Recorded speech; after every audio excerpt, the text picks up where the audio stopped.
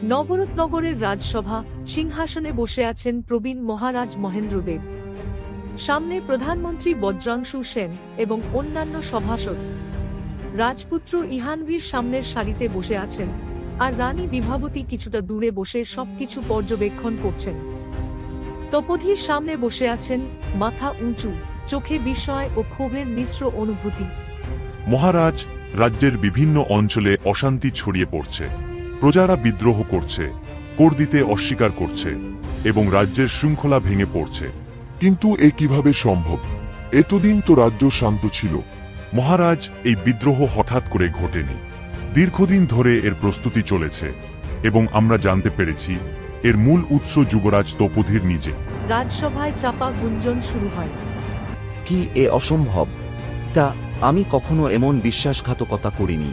কিন্তু আমাদের কাছে প্রমাণ আছে দাদা ভাই। মহারাজ, প্রজারা বলছে যুবরাজ তপোধীর গোপনে বিদ্রোহীদের সাথে যোগাযোগ রাখছেন। রাজ্যের কিছু অঞ্চল থেকে ধরা পড়া বিদ্রোহীদের জিজ্ঞাসাবাদে যুবরাজ তপোধীরের নাম উঠে এসেছে। মহারাজ, রাজ্যের মানুষ কি ভুল বলছে?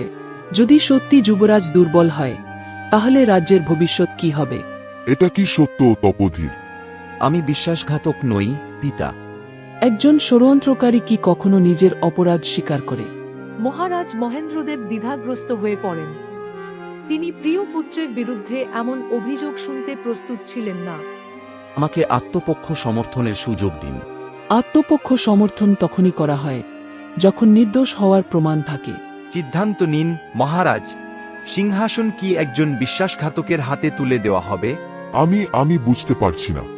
মহারাজ, আমরা জানি যুবরাজ তপোধীর আপনার স্নেহের পাত্র, কিন্তু রাজ্য যদি বিশ্বাসঘাতকের হাতে পড়ে তাহলে সিংহাসন রক্ষা করা কঠিন হবে। রাজা মহেন্দ্রদেব কঠিন সংকটে পড়েন। তিনি জানেন তপোধীর বিশ্বাসঘাতকতা করতে পারে না, কিন্তু চারদিকের চাপ ও অভিযোগ তাকে সিদ্ধান্ত নিতে বাধ্য করে।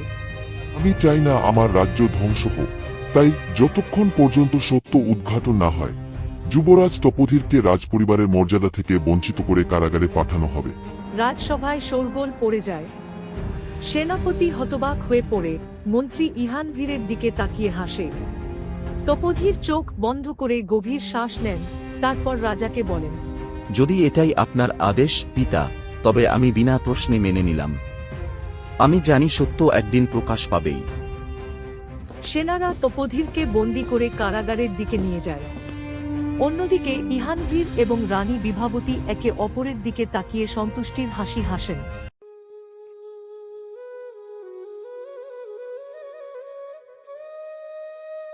ধ্রুবনগর রাজ্য, রাজকন্যা মেঘনন্দিনী নিজের ঘরে বসে আছেন, মুখে চিন্তার ছাপ। তার সঙ্গী দাসী সুধা তার পাশে দাঁড়িয়ে আছে। হঠাৎ একজন দূত প্রবেশ করে। রাজকন্যা, বড় বিপদ ঘটেছে। কি হয়েছে বলো? যুবরাজ তপোধীরকে রাজদ্রোহের অভিযোগে কারাগারে বন্দী করা হয়েছে। মেঘনন্দিনী দ্রুত উঠে দাঁড়ান। তিনি হতবাক হয়ে দাঁড়িয়ে থাকেন, যেন বিশ্বাস করতে পারছেন না। এটা কিভাবে সম্ভব? তপোধীর কখনো রাজ্যের বিরুদ্ধে ষড়যন্ত্র করতে পারে না। রাজকন্যা, তবে এখন কি হবে? রাজকন্যা মেঘনন্দিনীর চোখের মধ্যে গভীর দুশ্চিন্তার ছাপ। রাজকন্যা, কিছু একটা করুন। আপনি কি কিছুই বলবেন না? তিনি এবার আর দ্বিধা করেন না। দৃঢ় কণ্ঠে বলেন, আমি চুপ করে বসে থাকতে পারি না। আমাকে কিছু করতে হবে। তিনি দ্রুত কক্ষে হাঁটতে থাকেন, যেন মনের ভেতর ঝড় বইছে।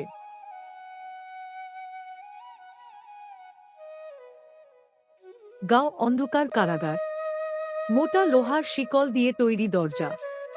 ভিতরে এক কোণে যুবরাজ তপোধীর বসে আছেন। হঠাৎ বাইরে থেকে ভারী পায়ের শব্দ শোনা যায়।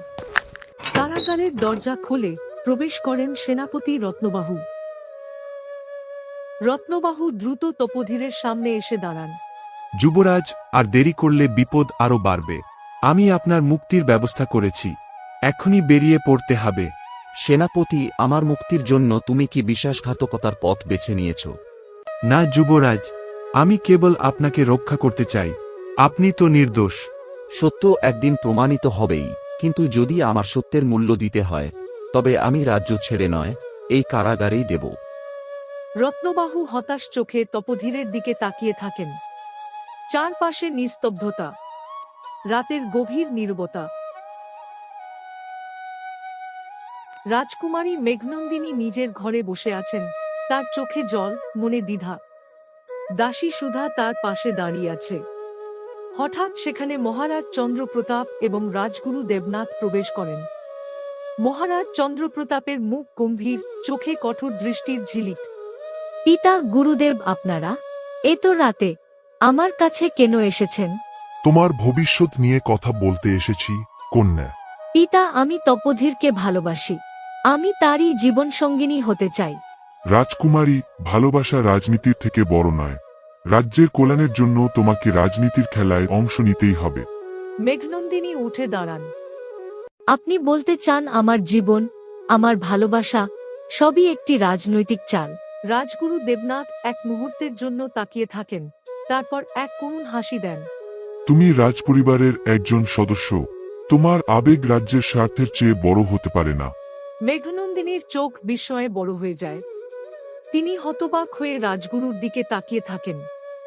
তার কণ্ঠ ক্রোধে কেঁপে ওঠে। আমি কি মানুষ নই? আমি তোমার পিতা মহারাজ চন্দ্রপ্রতাপ। আমি যা ঠিক মনে করেছি সেটাই হবে। রাজ্যের ভবিষ্যৎ নিশ্চিত করতে হলে এই বিয়ে করতেই হবে। মেঘনন্দিনী হতাশ হয়ে বসে পড়েন। মহারাজ ও রাজগুরু বেরিয়ে যান। কক্ষে নীরবতা নেমে আসে। মেঘনন্দিনী নিঃশব্দে কাঁদতে থাকেন। সুধা কাছে গিয়ে বলে। মেঘনন্দিনী ধীরে ধীরে চোখ মুছে ফেলেন। তার চোখের জল শুকিয়ে গেছে, কিন্তু তার অভিব্যক্তি বদলে গেছে। তিনি ধীরে ধীরে উঠে দাঁড়ান, তারপর মৃদু কণ্ঠে বলেন, আমি কোনো রাজনৈতিক চালের শিকার হব না সুধা। আমি নিজের ভাগ্য নিজেই রচনা করব। গভীর রাত, নবরত্নগরের রাজপ্রাসাদের কারাগার নিস্তব্ধ। প্রহরীরা অলসভাবে পাহারা দিচ্ছে। মোটা লোহার শিকলের ওপারে বসে আছেন রাজকুমার তপোধীর। তার মুখে ক্লান্তির ছাপ, কিন্তু চোখে এখনো অটল সাহস। হঠাৎ নিঃশব্দ পায়ে এক ছায়ামূর্তি কারাগারের গেটের কাছে আসে। প্রহরীদের ঘুমন্ত দেখে সে ধীরে ধীরে দরজার কাছে আসে এবং নিচু স্বরে ডাক দেয়, তপোধীর। তপোধীর প্রথমে চমকে ওঠেন, তারপর দ্রুত এগিয়ে আসেন। মেঘনন্দিনী, তুমি এখানে কিভাবে এলে? এটা বিপজ্জনক। আমি ইহানভীরকে বিয়ে করতে পারবো না। আমি শুধু তোমাকে ভালোবাসি। তুমি কি কিছুই করবে না? আমি জানি মেঘনন্দিনী, কিন্তু আমি বন্দী। আমার হাত পা বাঁধা। আমি কিছুই করতে পারবো না।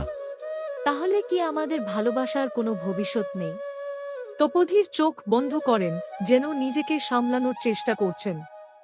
তারপর ধীরে ধীরে বলেন, ভবিষ্যৎ নির্ধারণ করবে ভাগ্য, আর ভাগ্যের ওপর আমি বিশ্বাস রাখি। আমি আমার ভাইয়ের বিরুদ্ধে অস্ত্র তুলতে চাই না মেঘনন্দিনী। আমি জানি ক্ষমতা লড়াই করে নেওয়া যায়, কিন্তু ন্যায় অন্যায়কে হারিয়ে দিতে পারে না। মেঘনন্দিনী হতাশ হয়ে পড়ে। মেঘনন্দিনীর চোখ থেকে জল পড়তে থাকে। তপোধীর চোখের দিকে তাকায় না, যেন তাকালেই দুর্বল হয়ে পড়বে। মেঘনন্দিনী কাঁদতে কাঁদতে বলে ওঠে, তাহলে আমাকে ওই বিয়ের দিন মরতে হবে। তুমি না এলে, তুমি না লড়লে আমার বেঁচে থাকার কোনো মানে থাকবে না। তপোধীর। তপোধীর এবার ধীরে ধীরে চোখ তুলে তাকায়। সে জানে এই মুহূর্তে দুর্বল হলে মেঘনন্দিনী আরো ভেঙে পড়বে। সে নিজের আবেগ চেপে রেখে বলে, তুমি মরবে না মেঘনন্দিনী। তুমি প্রতিজ্ঞা করো, তুমি বাঁচবে। তুমি ইহানভীরকে বিয়ে করবে। মেঘনন্দিনী, ভালোবাসা কেবল একসঙ্গে থাকার নাম নয়। কখনো কখনো ভালোবাসার মানে হলো ত্যাগ করা, তোমার ভালো থাকা নিশ্চিত করা। মেঘনন্দিনী হতবাক হয়ে তপোধীরের দিকে তাকায়, যেন বিশ্বাস করতে পারছে না। তপোধীর, তুমি কি করে আমাকে এমন কথা বললে? তুমি জানো আমি শুধু তোমাকে ভালোবাসি। আমি অন্য কারো জীবনসঙ্গিনী হতে পারবো না। তুমি প্রতিজ্ঞা করো, তুমি নিজের জীবন শেষ করবে না। কিছুক্ষণ নীরবতা। তারপর ধীরে ধীরে মাথা তোলে। তার চোখে যন্ত্রণার আগুন, কিন্তু সে জানে তপোধীর ঠিকই বলছে। সে আস্তে আস্তে মাথা নাড়ে। আমি প্রতিজ্ঞা করলাম। কিন্তু মনে রেখো তপোধীর, আমি শুধু তোমারই ছিলাম আর চিরকাল তোমারই থাকব। মেঘনন্দিনী ছায়ার মতো অদৃশ্য হয়ে যান, আর তপোধীর একা দাঁড়িয়ে থাকেন অন্ধকার কারাগারের ভেতরে। সকালে রাজকন্যা মেঘনন্দিনী একা বসে আছেন তার কক্ষে। যেন অদৃশ্য কোনো কষ্ট তার বুকের মাঝে দগদগে আগুনের মতো জ্বলছে। কি নিষ্ঠুর এই রাজনীতি! ভালোবাসা কি সত্যিই এতই তুচ্ছ? আমি তপোধীরের জন্য কিছুই করতে পারলাম না। হঠাৎ দরজায় টোকার শব্দ হয়। তিনি চমকে ওঠেন। দাসী সুধা ভিতরে আসে। রাজকন্যা, আপনি ভালো আছেন? মহারাজ আপনার জন্য বার্তা পাঠিয়েছেন। আমার পিতা কি বলেছেন তিনি? মহারাজ চান আপনি রাজকুমার ইহানভীরের সঙ্গে দেখা করার জন্য প্রস্তুত হন। আজ তার রাজ্যাভিষেক এবং আজই আপনাদের বিয়ের পাকা কথা হবে। মেঘনন্দিনীর মুখ ফ্যাকাশে হয়ে যায়। তার দৃষ্টিতে আতঙ্ক। আমি পারবো না। সুধা মেঘনন্দিনীর মুখের দিকে তাকিয়ে ব্যথিত হন, কিন্তু কিছু বলার সাহস পান না। তিনি ধীরে ধীরে কক্ষ থেকে বেরিয়ে যান। মেঘনন্দিনীর মনে পড়ে যায় কারাগারে তপোধীরের মুখ। চোখে জল চলে আসে। নগরের প্রাসাদের জাঁকজমকে সাজানো হয়েছে। মহারাজ মহেন্দ্রদেব ও চন্দ্রপ্রতাপ বসে আছেন। ইহানভীরের মুখে গর্বের হাসি। মন্ত্রী বজ্রাংশু সেন তার পাশে দাঁড়িয়ে নিচু স্বরে কথা বলছেন। রাজা হতে গেলে হৃদয় কঠিন করতে হয় রাজপুত্র। সিংহাসন কেবল যোগ্যতমের প্রাপ্ত।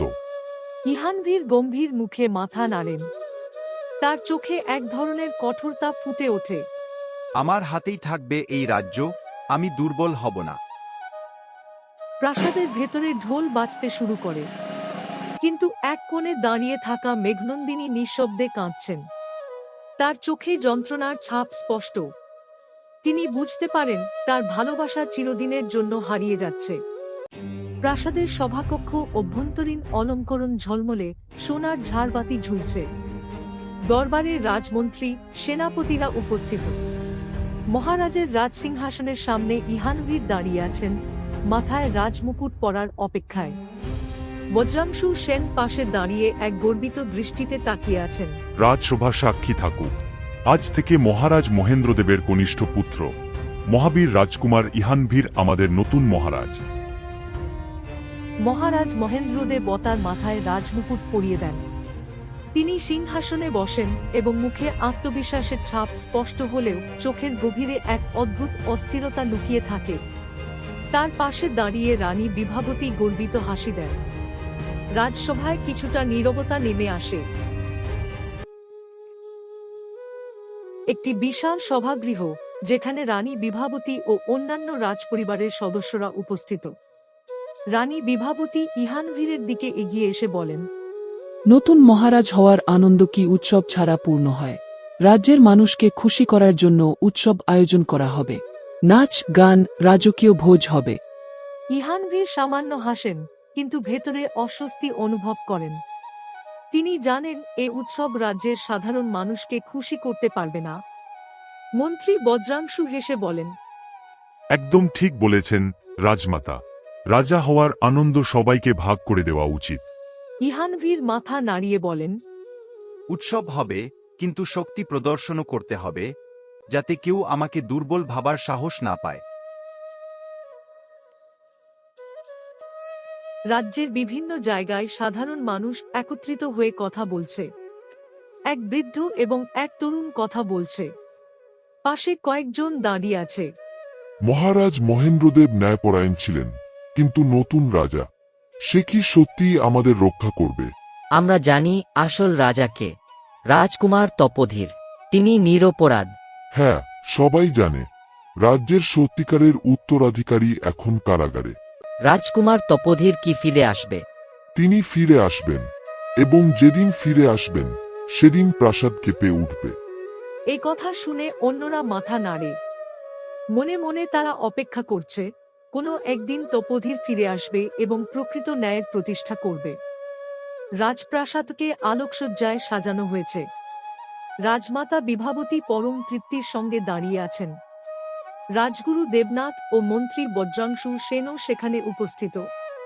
রাজা ইহানভীর ও রাজকন্যার বিয়ের কথা হচ্ছে। রাজা ইহানভীরের মুখে এক চাপা উত্তেজনা, কিন্তু তার চোখে এক অজানা অস্থিরতা। তিনি জানেন এই বিয়ে তার বিজয়কে নিশ্চিত করবে, কিন্তু মেঘনন্দিনী কি সত্যিই তাকে গ্রহণ করবে? এই সময় রাজগুরু দেবনাথ এগিয়ে এসে রাজমাতাকে বলেন, রাজমাতা, মহারাজ ইহানভীর ও রাজকন্যা মেঘনন্দিনীর বিয়ে দুই রাজ্যের মিলনের প্রতীক। বজ্রাংশু সেন হেসে বলেন, মহারাজ চন্দ্রপ্রতাপ জানেন কিভাবে শক্তির ব্যবহার করতে হয়।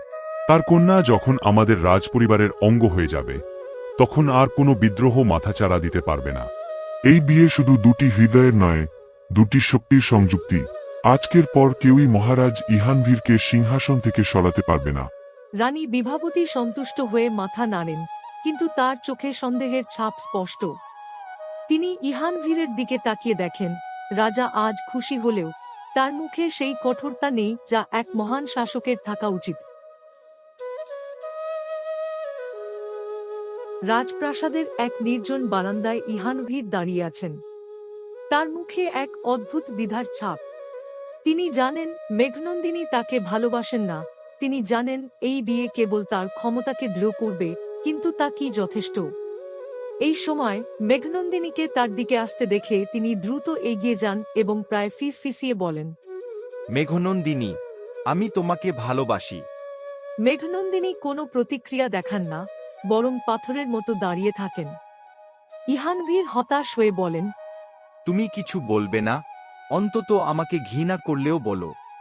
মেঘনন্দিনী তখন চোখ তুলে তাকান, তার চোখে আগুন জ্বলছে।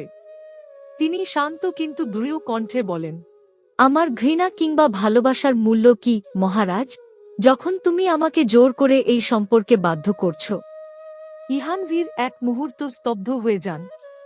তার মুখ শক্ত হয়ে যায়, কিন্তু তার হৃদয়ে এক অদ্ভুত ব্যথা অনুভূত হয়। তিনি কিছু বলার আগেই মেঘনন্দিনী চলে যান, আর ইহানভীর একা দাঁড়িয়ে থাকেন।